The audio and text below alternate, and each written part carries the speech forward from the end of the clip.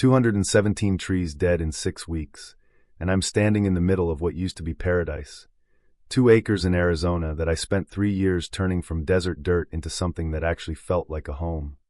Japanese maples, old mesquite, Palo Verde, a little hobby vineyard I planted with my own hands, all of it now looks like a toxic wasteland, and the air reeks like rotten eggs, like somebody cracked open the earth and it just started breathing poison. I'm holding a mason jar of our groundwater, and it's not clear. It's yellow, thick, viscous. It looks wrong in a way your body understands before your brain catches up. And that water killed every fish in my koi pond in 18 hours. 6 full-grown koi, some nearly 2 feet long. Fish I moved across state lines like they were family, because in a way they were. Now they're floating belly up, white and lifeless, like the world's cruelest punchline. And the sickest part, the woman who caused it, the HOA president, sent me a violation notice accusing me of contaminating the community water. Yeah, me. My name's Garrett Flynn. I'm 52. I spent 25 years as a petroleum geologist, drilling wells and working subsurface projects on 4 continents, safely. I know geology the way a surgeon knows anatomy. I can usually tell you what's 300 feet underground before the first drill bit even touches dirt.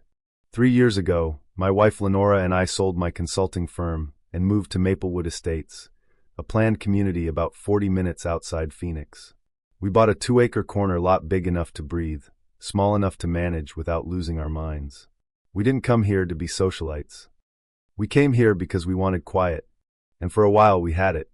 Most mornings were the same, coffee burbling in the kitchen, hummingbirds swarming Lenora's feeder like tiny angry helicopters, wind chimes from our old Colorado place tinkling soft in the breeze. I'd head out to my workshop, cedar and pine, hand tools on pegboard walls, and I'd build Adirondack chairs like an old man with too much time and not enough sense. I even started making a set for the community park not because anyone asked, but because I actually liked the neighbors. Life was simple. Life was good. Then there was Darlene. Darlene Kapicki, late 50s, HOA president, former regional manager for a luxury car dealership chain, now a full-time community advocate, her words. She had that helmet hair blonde bob that didn't move even in wind. A tennis visor she wore indoors. Pearl earrings. And a pearl white Escalade with a vanity plate that literally read, HOA CEO. I wish I was kidding. Darlene weaponized Robert's Rules of Order like it was a loaded gun. If your trash can was visible 10 minutes past pickup, you got a notice. She once forced an elderly Vietnam vet to repaint his entire house twice because the beige he chose was, and I swear this is real, unauthorized beige. She had 3 loyal board yes men, Brock, Stan, and Kimberly, and half the newer residents were desperate for approval, so whatever Darlene wanted she got. About 6 months before everything went sideways, Darlene sent me a violation notice saying my grapevines were prohibited agriculture under the CC and RS, Section 7.4. I showed up at the next board meeting with the original covenants document and read the exact line out loud. Viticulture was explicitly allowed for personal use under 20 vines. I had 12. There were about 40 residents in that room, watching Darlene's face tighten when she had to rescind the violation in public. Her smile could have frozen vodka. And when she leaned toward me and said, "We'll be watching your property very closely, Mr. Flynn," her voice was sugar on top and poison underneath. I should have realized that wasn't a warning. That was a promise. Arizona was deep in year 3 of a brutal drought. Municipal restrictions meant irrigation twice a week, and even then the pressure was weak. Darlene became obsessed with what she called community water independence.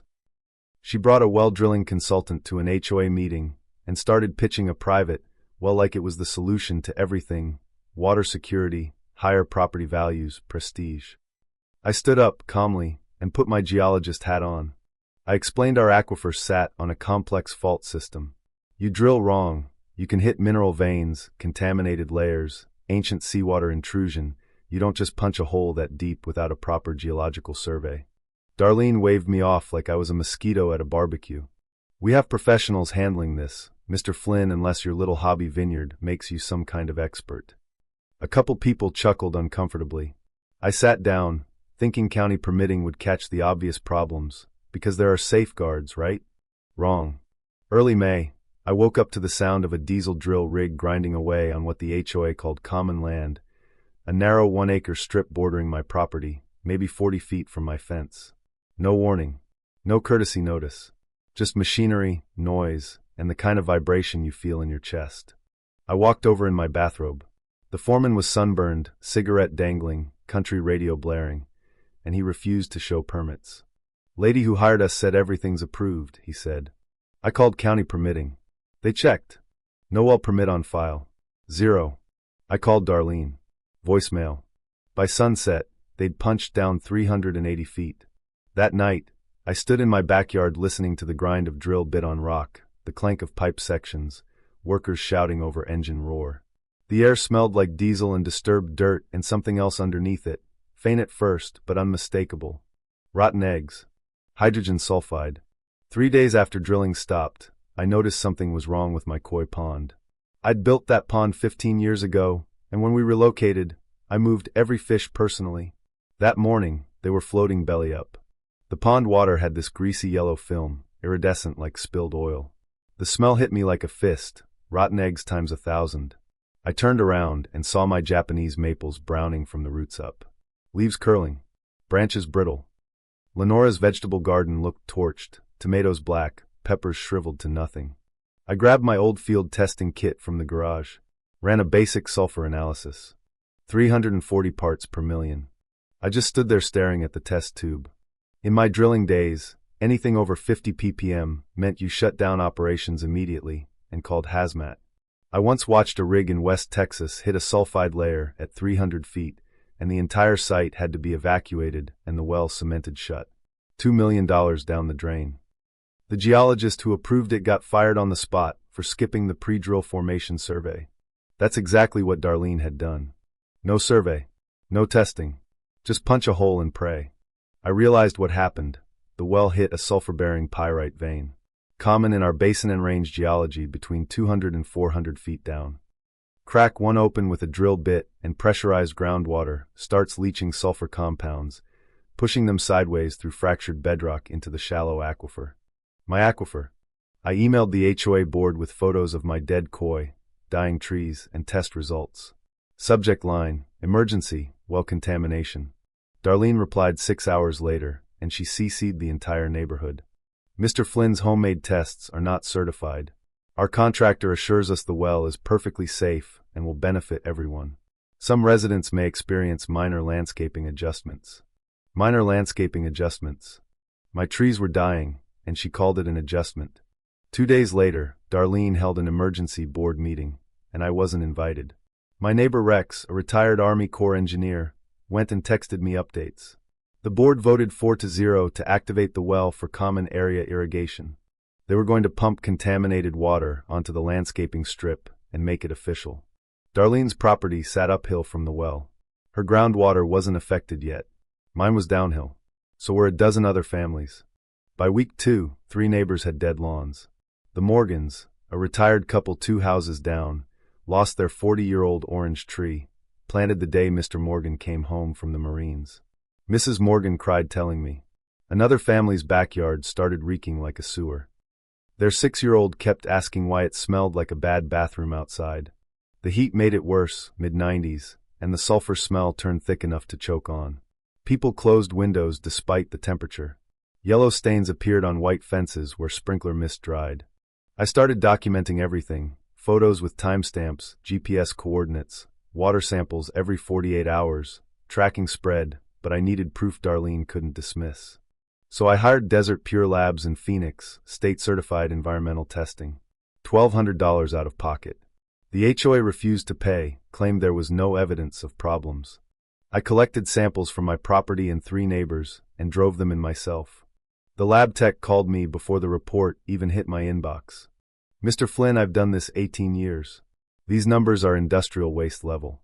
Hydrogen sulfide between 280 and 410 ppm. pH 4.2. Battery acid territory. Then he said, "You should lawyer up." I filed a complaint with the Arizona Department of Water Resources that afternoon. Certified lab reports attached. Senate priority. They replied 2 weeks later. Inspector assigned estimated timeline 6 to 8 weeks. Budget cuts. Backlog. 6 to 8 weeks.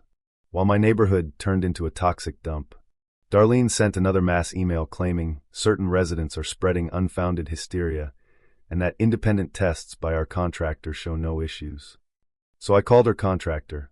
They told me straight up, no water quality analysis had been performed. None.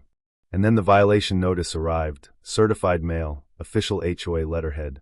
Unapproved water feature. Koi pond, may be contaminating community groundwater. Remove within 30 days or face $200 per day fines. She was blaming me, setting me up as the scapegoat for her disaster. That night I sat in my workshop, geological survey maps spread across my bench. Most white sawdust couldn't mask the sulfur stench drifting through the window. One lamp overhead, moths battering the bulb. Lenora brought coffee around midnight and asked, "What are you thinking?" "I need to prove the contamination source beyond any doubt," I said. "Before she convinces people this is my fault." Outside, the HOA well pump kicked on, a steady mechanical thrum pushing poison into the ground. I could hear it from 300 feet away like a heartbeat pumping toxins through the neighborhood's veins. By week 4, 23 properties were affected, nearly half the development. Mature trees dying in mass, even drought-resistant desert willows people planted, because they were supposed to survive anything. Walking through the neighborhood sounded like October in New England, dead leaves crunching underfoot in the middle of June. Parents stopped letting kids play outside. Channel 7 News showed up and ran a segment, HOA well gone wrong.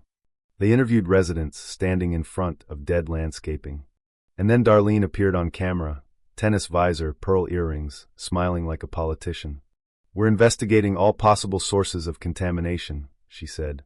"It's premature to blame the well without conclusive evidence." The reporter asked about permits. Darlene claimed they were pending approval. That was a lie. You can't drill first and permit later. That's not how it works. That's when I started building a coalition, quietly. I invited affected neighbors to my workshop one evening. 11 households showed up. I spread geological cross-sections across my workbench and explained what happened in plain language. "Imagine the aquifer is like a sponge underground," I said. "The well punched into a layer of sulfur-rich rock. Now every time it pumps, it squeezes contaminated water sideways through cracks. Like punching a hole in a ketchup packet, it doesn't just leak down, it squirts in every direction." Rex Albright stood in the back, retired Army Corps engineer, gray crew cut, built like he could still do 50 push-ups without breaking a sweat. He brought his old surveying equipment from his garage. "I can map the contamination plume," he offered. "We can run underground conductivity tests. Track exactly how far and how fast it's spreading, make it visual." Over the next week, Rex and I spent evenings running tests across the neighborhood, sticking probes in the ground every 50 feet, measuring electrical conductivity in the soil. Higher numbers meant more dissolved minerals, more contamination. Rex plotted everything with the precision of a man who spent 30 years building bridges for the military. The plume was spreading 200 feet per week. Predictable. Relentless. We officially formed the Maplewood Restoration Group, sounded better than people Darlene poisoned. 14 households committed. And the moment Darlene realized we were organized, she escalated. Her board voted to expand well usage, irrigate all common areas to prove the well was safe, even though half the neighborhood was already contaminated. She sent violation notices to 7 coalition members for property maintenance failures. Their crime? Dead landscaping from her well. Then came the special assessment vote, $500 per household for an emergency landscape restoration fund. The meeting notice made it sound like replanting community gardens. So I pulled the actual line item budget from HOA financials, public record in Arizona. 80% of the fund was earmarked for legal defense and consultation. She was making us pay for her lawyers. That's when I stopped treating this like incompetence and started treating it like corruption. I went digging, public records, LLC filings, business registrations, contractor licenses. 3 days of cross-referencing at the county recorder's office. High Desert Drilling LLC, the company that drilled the well. Registered owner, Marcus Kapicki, Darlene's nephew. And then, through my attorney, I pulled transaction records, because Arizona allows discovery in HOA disputes if there's reasonable suspicion of self-dealing. There it was. A $7,000 payment from High Desert Drilling to D. Kapicki Consulting, 2 days after the well contract was signed. Except Darlene didn't have a registered consulting company. Textbook kickback. Textbook embezzlement. And that was the moment I knew. This wasn't going to end with a polite argument at a board meeting. This was going to end with somebody running or somebody getting arrested.